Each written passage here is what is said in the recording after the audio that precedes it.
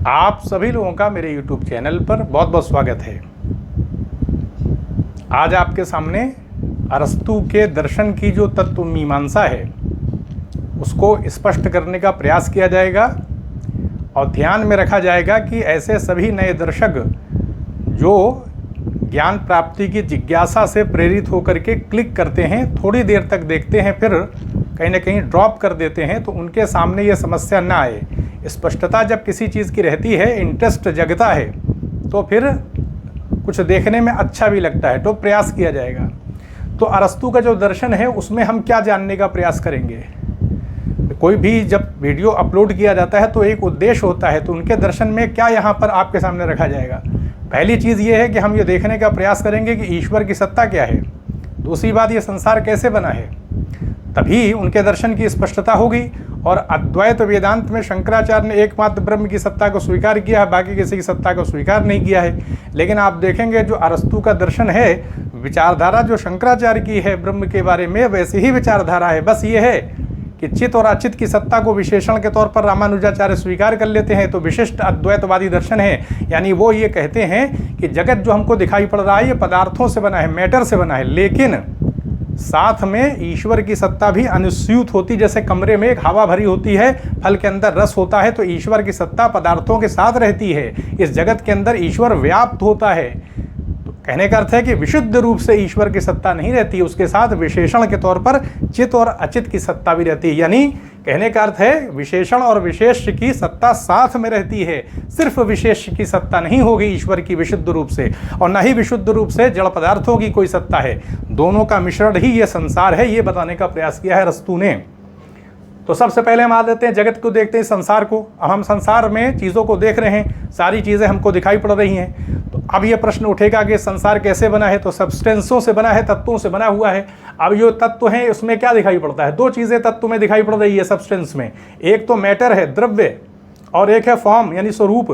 द्रव्य और स्वरूप दोनों है। जैसे मोबाइल है, अब मोबाइल क्या है भाई, किसी न किसी मैटर से, द्रव्य से ही बना है। और मोबाइल का एक आकार भी, तो अलग अलग डिज़ाइन के मोबाइल हैं, चल रहे हैं। तो संसार में भी सारी चीज़ें डिज़ाइन के साथ हैं, स्वरूप आकार के साथ हैं। इसी आकार को, स्वरूप को उन्होंने ईश्वर का नाम दिया हुआ है। और ये जो आप द्रव्य देख रहे हैं, इसी को अरस्तु ने, यानी कि जो मैटर की सत्ता दिखाई पड़ रही है, तो ये मैटर जो है ये गति करता है।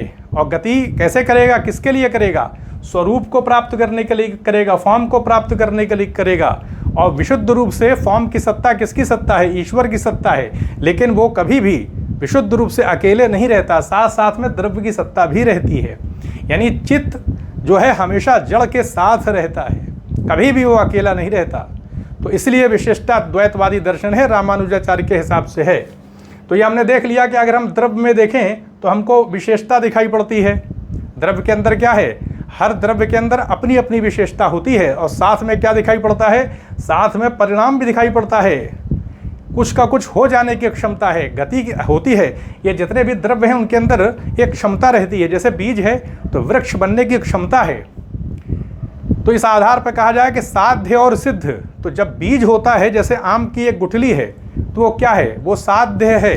साध्य का मतलब है अभी उसको वृक्ष बनना है। जब वो वृक्ष बन जाएगी तो सिद्ध हो जाएगी, यानी अपने स्वरूप को प्राप्त कर लेगी। तो वृक्ष के अंदर क्या है, देखिए, जब वृक्ष बन जाता है यानी एक आकार ले लेता है, तो उसमें द्रव्य की सत्ता भी रहती है। तो इस आधार पर कहा जा सकता है कि अरस्तु ये बताने का प्रयास कर रहे हैं कि इस संसार के अंदर ईश्वर की सत्ता अनुस्यूत है, आधार रूप में है, जैसे फल में रस होता है। तो ये हमने देख लिया कि जगत के पदार्थों में क्या है, द्रव्य के अंदर क्या है, विशेषता है, परिणाम है, कुछ हो जाने की क्षमता है, गति भी है। और ये गति कहाँ से आती है, द्रव्य के अंदर जो गति है वो कैसे आएगी, कौन गति प्रदान करेगा, विशुद्ध रूप से जड़ सत्ता तो गतिहीन है। तो इस आधार पर अरस्तु बताते हैं कि जो स्वरूप की सत्ता है, विशुद्ध रूप से ईश्वर की जो सत्ता है, जो कि द्रव्य के साथ, मैटर के साथ उसकी सत्ता संयुक्त रूप से रहती है, तो वही गति प्रदान करता है। वो खुद गतिशील नहीं है, यानी गति से युक्त सत्ता नहीं ईश्वर की, वो अगतिशील सत्ता है, अपरिवर्तनशील सत्ता है। ये भी तो शंकराचार्य ने बताया ब्रह्म की सत्ता को, कि कोई भी परिवर्तन ब्रह्म में नहीं होता, लेकिन फिर भी गति रहित होते हुए भी गति प्रदान करने का काम ईश्वर के द्वारा किया जाता है। और यही तो ईश्वर का स्वरूप है जो हम अपनी बुद्धि से नहीं समझ सकते कि जो खुद गति नहीं करता वो कैसे गति देगा। तो ये हमारी समझ का फेर है। कहने करते हैं हमारी बुद्धि भी तो सीमित है, बहुत सारी चीज़ें अभी ज्ञात हो रही हैं, निरंतर शोध चल रहा है। तो ईश्वर की सत्ता ऐसी ही है कि वो खुद अपरिवर्तनशील अगतिशील सत्ता है, लेकिन गति प्रदान की जाती है। तो ये हमने देख लिया कि गति कहाँ से आती है द्रव्य में, स्वरूप यानी ईश्वर के द्वारा गति दी जाती है। तो ये हमने देख लिया कि गतिशील होते हुए भी वही बना रहना, यानी क्या मतलब होता है, गतिशील होते हुए वही बने रहना। यानी जो द्रव्य होता है ये गति तो करता है, लेकिन साथ में परिवर्तन को लेते हुए द्रव्य की सत्ता बनी रहती है। बीज से वृक्ष तो बन जाता है, लेकिन वृक्ष जब बनता है तो द्रव्य की सत्ता वृक्ष में रहती है। हाँ, आकार अब आ जाता है, द्रव्य बना रहता है लेकिन आकार ले लेता है। तो इसलिए गतिशील होते हुए भी वही बीज, गति उसमें हुई, वृक्ष हो गया। वृक्ष जब बना तो द्रव्य ऐसा नहीं कि मिट गया, वो है, उसके अंदर मौजूद है। मैटर की सत्ता है, द्रव्य की सत्ता है, फॉर्म उसने ले लिया। तो गतिशील होते हुए भी वही बना रहता है, यानी द्रव्य ही बना रहता है। बस ये कि एक स्वरूप ले लेता है, एक आकार ले लेता है, और द्रव्य की सत्ता भी रहती है। जड़ता का प्रतीक है ये कौन, मैटर। ये जो मैटर है ये क्या है, जड़ता का प्रतीक है। जड़ता का प्रतीक का मतलब है क्या कि गति देने का काम ईश्वर के द्वारा किया जाता है, जिसको कि स्वरूप के रूप में इंगित किया है। तो ये संसार क्या है, द्रव्य प्लस स्वरूप का मिश्रण ही तो होगा। यानी द्रव्य भी है और स्वरूप भी है, इस पूरे संसार में दिखाई पड़ रहा है।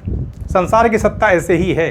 तो इस आधार पर कहा जा सकता है कि रामानुजाचार्य ने बताया है कि विशुद्ध, उनका दर्शन क्या है, विशिष्ट अद्वैतवाद है, जिसमें ईश्वर की सत्ता को भी स्वीकार करते हैं और विशेषण के तौर पर चित्त और अचित यानी आत्मा और प्रकृति की सत्ता को विशेषण के तौर पर स्वीकार कर लेते हैं। तो इस आधार पर रामानुजाचार्य के हिसाब से ये जगत क्या है, वास्तविक है। शंकराचार्य के हिसाब से व्यवहारिक हो रहा है क्योंकि मायाजन्य है, लेकिन रामानुजाचार्य के हिसाब से वास्तविक है। वास्तविक क्यों है, क्योंकि विशेषण का ही विस्तार है। अचित में परिवर्तन कर दिया, किसने किया, ईश्वर ने किया। और उस परिवर्तन का कोई भी प्रभाव ईश्वर पर नहीं पड़ा, क्योंकि ईश्वर की सत्ता तो विशेष्य के तौर पर है और विशेषण कौन है, चित और अचित। तो बस अचित में यानी प्रकृति में परिवर्तन कर दिया, संसार प्रकट हो गया, उसका कोई प्रभाव ईश्वर पर नहीं पड़ता है। तो ये बता रहे हैं कि विशुद्ध द्रव्य या विशुद्ध स्वरूप संभव नहीं है, ये अरस्तु ने बता दिया है। जब हम प्योरिटी की बात यानी किसी चीज़ की विशुद्धता की बात कर रहे हैं, तो विशुद्ध रूप से न तो ईश्वर की सत्ता संभव हो सकती है और न ही विशुद्ध रूप से द्रव्य की सत्ता को माना जाएगा। दोनों का मिश्रित स्वरूप रहता है। हम विशुद्ध रूप से ईश्वर की सत्ता की स्थापना अरस्तु नहीं करते हैं। वो विशुद्ध रूप से ईश्वर की सत्ता को या विशुद्ध रूप से जड़ पदार्थ की सत्ता को नहीं मानते हैं, दोनों की सत्ता को साथ में स्वीकार करते हैं। मिश्रित रूप में जैसे विशेष्य होता है उसका विशेषण होता है, तो विशेष्य को विशेषण के साथ माना है। तो ये अरस्तु का दर्शन है। ईश्वर के बारे में बता रहे हैं कि ईश्वर की सत्ता कैसे है, किस प्रकार की है। अरस्तु बताते हैं कि विशुद्ध स्वरूप है, यानी ईश्वर का देखा जाए तो विशुद्ध स्वरूप है, लेकिन द्रव्य के साथ युक्त रहता है। वो अकेले विशुद्ध रूप में वो नहीं रहता, जब भी रहेगा वो विशेषण के साथ रहेगा। यानी जड़ पदार्थ की सत्ता, मैटर की सत्ता साथ में रहेगी, वो साथ में रहेगी मैटर की सत्ता। लेकिन ऐसे अगर हम इंडिविजुअल अप्रोच देखें ईश्वर का, तो विशुद्ध स्वरूप है, उसमें जड़ तत्व का कोई मिश्रण नहीं है। इस रूप में है, जड़ता का कोई भी रूप हम ईश्वर में सोच नहीं सकते। विशुद्ध स्वरूप है इस मामले में, लेकिन रहता है द्रव्य के साथ मिलकर। वैसे देखा जाए तो उसके अंदर जड़ता का कोई विचार हम सोच नहीं सकते। वो पूर्ण चैतन्य है, निश्चल है, कोई गति नहीं करता, कूटस्थ है, शुद्ध ज्ञान रूप है, वो सच्चित आनंद स्वरूप सत्ता, जैसा शंकराचार्य ने बताया। अब जैसे द्रव्य है, मैटर की बात करें तो ये मूल प्रकृति है, मूल प्रकृति है, इसमें गति प्रदान की जाती है ईश्वर के द्वारा।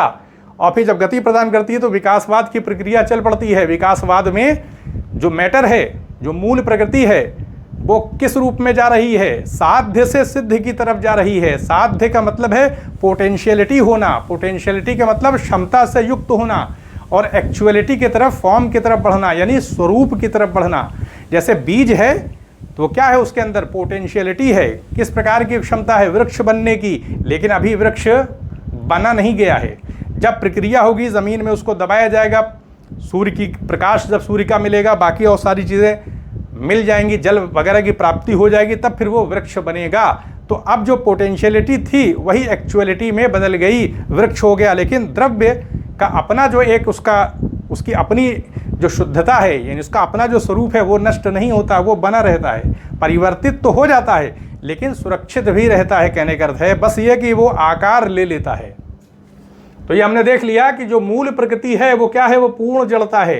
तो विकासवाद की प्रक्रिया किस तरफ चल रही है, द्रव्य से स्वरूप की तरफ, मैटर से फॉर्म की तरफ चल रही है। ईश्वर का जो एक स्वरूप है उसको प्राप्त करने के लिए विकासवाद की प्रक्रिया चल रही है। सारे पदार्थ ईश्वर की तरफ बढ़ रहे हैं, स्वरूप ग्रहण करने की तरफ बढ़ रहे हैं। तो पूर्ण जड़ता है इस द्रव्य के अंदर, शुद्ध कर्म है क्योंकि क्रियाशीलता द्रव्य में दिखाई पड़ती है और वो कुछ का कुछ हो जाता है लेकिन अपने स्वरूप को भी सुरक्षित रखता है क्योंकि मैटर नष्ट नहीं हो सकता, विशेषण रूप है वो, और ईश्वर की सत्ता स्वरूप के तौर पर है। तो गति और परिणाम रूप यानी संसार क्या है, अगर देखा जाए द्रव्य क्या है, गति भी लेता है और परिणाम भी, नतीजा भी देता है, और संसार दोनों का ही क्या है, मिश्रण है। ये संसार जो दिखाई पड़ रहा है इसमें ईश्वर की सत्ता अंतर्यामी है। जगत में ईश्वर की सत्ता को अंतर्यामी बताया जाता है। किस लिए? अंतर्यामी का मतलब है जैसे, यानी पूरा जगत है जैसे फल के अंदर रस होता है, हम देख नहीं पाते लेकिन रहता है उसके अंदर, आंखों से ऐसे दिखाई नहीं पड़ता रस लेकिन रहता है। तो अंतर्यामी व्याप्त होना, जैसे कमरे में धुआं भर जाता है, हवा भरी रहती है। तो कोई भी जगत क्या कह सकते हैं कि जो ब्रह्मांड दिखाई पड़ रहा है वो ईश्वर की सत्ता से रहित नहीं है। ब्रह्मांड के हर हिस्से में, क्योंकि स्वरूप और द्रव्य साथ साथ में प्रकट हुए ये जगत दिखाई पड़ रहा है, तो ईश्वर की सत्ता भी है। तो अब बताया जा रहा है कि ये साध्य सिद्ध का संबंध है। साध्य क्या है? पोटेंशियलिटी है, और सिद्ध क्या है? एक्चुअलिटी है, सिद्ध हो जाना। तो द्रव्य क्या है? देखिए, द्रव्य है और ये स्वरूप। साध्य क्या है? ये द्रव्य है, और किस रूप में होना है इसको? सिद्ध होना है किसमें? स्वरूप में। जैसे बीज है तो वृक्ष बन गया, तो ये सिद्ध हो गया। बीज क्या है? सिद्धि हो गई वृक्ष के तौर पर।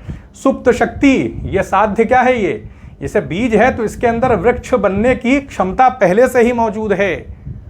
कहने का अर्थ है कि जैसे व्यवहारिक जगत है, संसार हमारा है, संसार में क्या दिखाई पड़ता है? संसार में हमको पहले हाथ में लेते हैं तो बीज दिखाई पड़ता है, लेकिन वृक्ष की सत्ता उसके अंदर पहले से है। तो व्यवहारिक दृष्टि से देखा जाए अगर, तो जो साध्य है वो पहले दिखता है, सिद्ध बाद में दिखता है, बीज के बाद वृक्ष दिखता है। लेकिन वास्तविकता क्या है? वास्तविकता के दृष्टि से सिद्ध पहले होता है, साध्य बाद में होगा। कैसे? क्योंकि बीज के अंदर पहले से ही वृक्ष है, अभी प्रकट नहीं हुआ उसका स्वरूप। बीज अभी वृक्ष में बदला नहीं, लेकिन पहले से ही है। तो इसलिए जो सिद्ध होता है, जो वृक्ष है, वो बीज के अंदर पहले से है, और पहले से होने की वजह से ही बीज वृक्ष बन पाया है। अगर वृक्ष पहले से बीज में ना हो तो वृक्ष फिर नहीं बन सकता, यानी बीज फिर वो उस स्वरूप को प्राप्त नहीं कर सकता, वृक्ष के स्वरूप को। वृक्ष की सत्ता बीज में पहले से ही रहती है। इसलिए सुप्त शक्ति के तौर पर साध्य को, यानी द्रव्य को माना गया है कि उसके अंदर परिणाम पैदा करने की, कुछ का कुछ हो जाने की क्षमता पहले से ही रहती है। तो विकास की क्षमता किसमें होगी? मानी बात है, द्रव्य के मैटर में तो होगी ही। तो इसलिए देखें तो ईश्वर की सत्ता क्या है? वो शुद्ध सिद्ध है, ये सिद्ध स्वरूप है, शुद्ध है एकदम, उसमें जड़ता का कोई रूप नहीं है, वो सिद्ध है। और सारे जितने भी पदार्थ हैं, मैटर हैं, जो वस्तुएं हैं, वो ईश्वर के इसी स्वरूप को प्राप्त करने के लिए, आकार को प्राप्त करने के लिए विकासवाद की प्रक्रिया चल रही है, डेवलपमेंट हो रहा है। तो विश्व में अगर देखें तो क्या है? विशिष्टाद्वैत, यानी भेद में अभेद दिखाई पड़ रहा है।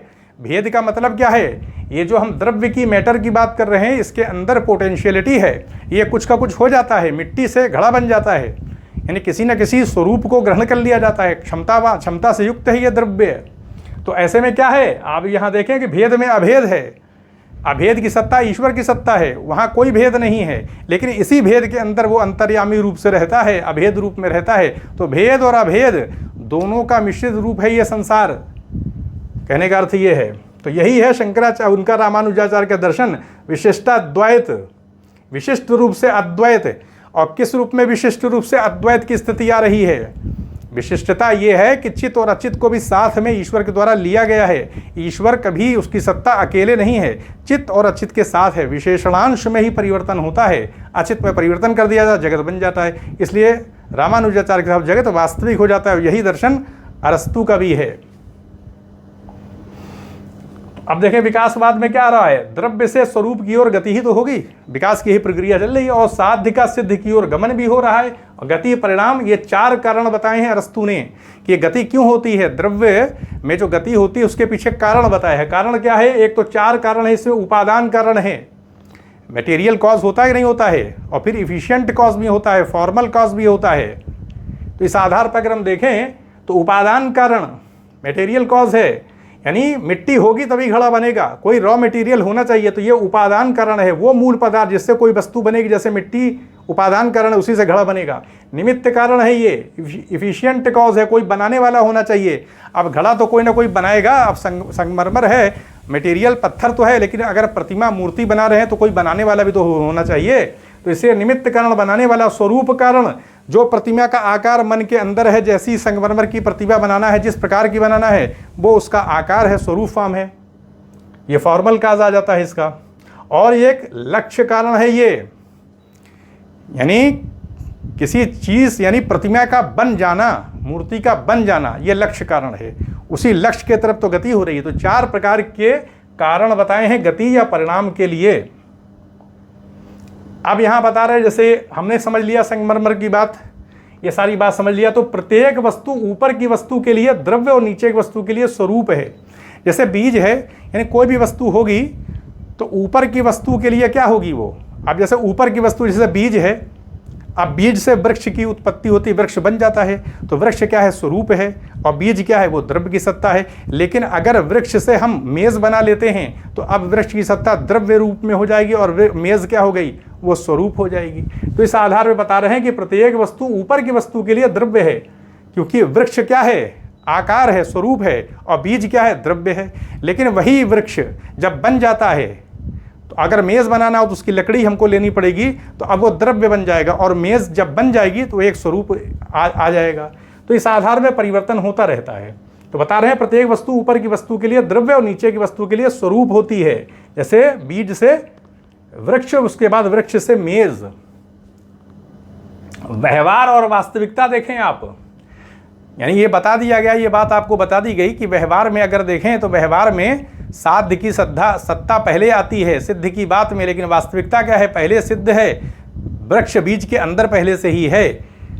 तो ये हमने देख लिया इसको। अब ईश्वर के बारे में देखें तो असली सिद्ध सत्ता है ये ईश्वर की सत्ता। जगत का विकास ईश्वर की ओर हो रहा है, सारी चीज़ें ईश्वर की तरफ बढ़ रही हैं। साध्य यानी सिद्ध साध्य में अंतर्निहित होता है, यानी जो ईश्वर की सत्ता है, जिसको सिद्ध सत्ता बताया गया है, वो अंतर्यामी है। जगत की हर वस्तु के अंदर ईश्वर की सत्ता है, यानी वो रहता है, ईश्वर की सत्ता रहती है।